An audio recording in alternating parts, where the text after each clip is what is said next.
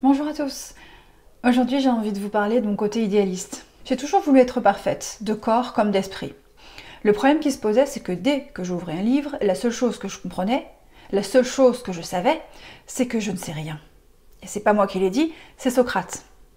Mais ça peut être très frustrant, parce qu'au final, il y a tellement de choses à apprendre, j'étais tellement curieuse et j'avais tellement envie de tout savoir, que c'était démotivant. Plus j'avais envie d'apprendre, plus j'avais envie d'apprendre. Ça peut paraître stupide, mais ça à n'en plus finir. Si bien que je me suis perdue, je ne savais plus quoi apprendre, comment l'apprendre, et j'ai fini par refermer les livres. Je n'ai jamais su ce que je voulais faire dans ma vie. L'idéal aurait été de trouver un travail qui me plaise et qui soit bien payé. Mais le problème, c'est que je n'aime pas vendre non plus. Je trouve qu'on a assez de matériel, et d'ailleurs, le matérialisme, je trouve que c'est la source de nos malheurs. Ce qui est super contradictoire, parce qu'à l'époque, j'étais un panier percé, endettée, à cause de tout le shopping que je pouvais faire. Je n'ai même pas étudié après le bac, parce qu'il y avait trop de choix. J'étais intéressée par tout. J'ai fait de l'immobilier et j'ai fait de la musique. La vérité, c'est que travailler pour compter mes sous à la fin du mois et n'avoir que de quoi payer mes factures, ça ne m'intéressait pas. Ça me donnait ni envie de bosser, ni limite de vivre. J'avais un peu cette idée du monde idéal où je n'étais payée qu'à faire ce que j'aime et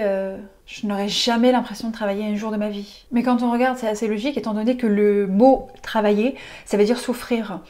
Qui finalement a envie de souffrir. Quand mes parents ont divorcé, j'avais 14 ans.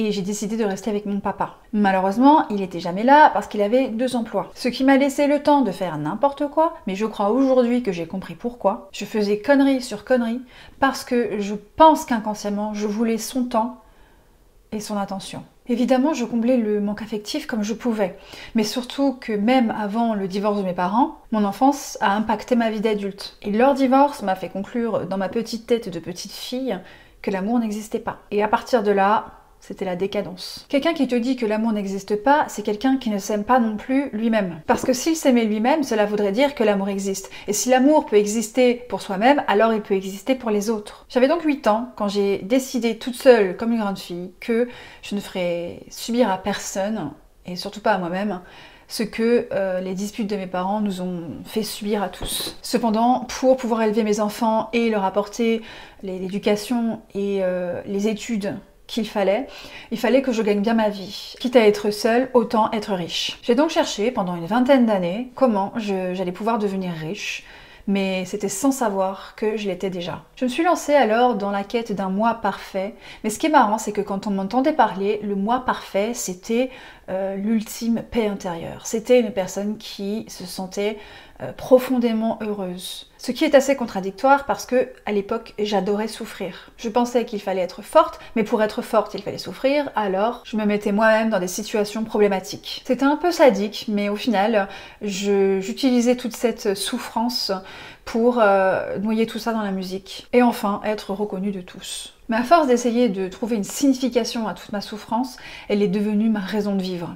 Et toutes mes actions avaient pour but de fuir le vide qu'il y avait en moi. Ce qui m'arrivait était toujours la faute des autres, jamais la mienne. Mais en réalité, j'avais décidé moi-même de rester dans ces souffrances parce qu'elles ont fini par devenir une identité, une histoire. Alors qu'au final, cette souffrance était seulement le résultat d'une vie injuste. Tout le monde veut être parfait dans un monde parfait, ça n'arrivera jamais. Ça m'a pris du temps, mais j'ai compris aujourd'hui qu'on ne vit pas dans un monde sans faille. L'être humain lui-même est faillible. On n'est pas dans un conte de fées où il y aurait un méchant, un gentil et le gentil l'emporterait sur le mal. Je ne suis même pas croyante, alors l'idée de vouloir créer un paradis sur Terre m'est assez étrange. Comme le dit Viktor Frankl, vivre, c'est souffrir. Je vous conseille de lire son livre qui s'appelle « Découvrir un sens à sa vie grâce à la logothérapie ». Il m'a aidé à trouver un sens à ma vie et il y a même une phrase dans ce livre qui m'a poussée à arrêter de fumer. C'est pour vous dire.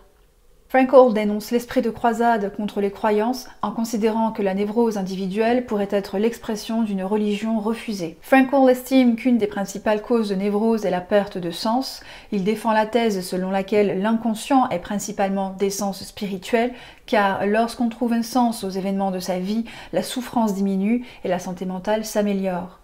En tant qu'être humain, l'homme peut choisir librement sa perspective, sa position et son attitude face aux conditions intérieures et extérieures de son existence. J'ai donc décidé de voir les choses sous un autre angle. C'est pas ce qu'on a vécu le plus important, mais c'est ce qu'on en fait. Je ne cherche pas à éradiquer la souffrance de ce monde, j'apprends à vivre avec. Je n'ai plus ce désir de perfection. J'ai d'ailleurs abandonné ce qu'on appelle le développement personnel au profit d'un épanouissement collectif. On est tous différents et c'est ça la magie du monde. Il y aura toujours des méchants, et des méchants qui gagneront. Mais je me rassure en me disant qu'ils ne seront pas forcément plus heureux que moi. Je ne développe pas de désir de vengeance, tout simplement parce que les gens essaient de diminuer leur souffrance en faisant du mal aux autres.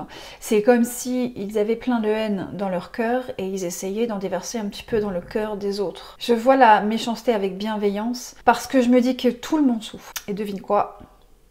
C'est la vie. J'ignore si finalement j'ai guéri de mon idéalisme parce que j'espère toujours que mes vidéos vont t'aider à être heureux. Mais bon, après tout, ça va avec la morale de cette vidéo. Personne n'est parfait et encore moins moi-même. Merci d'avoir regardé, je te dis à bientôt.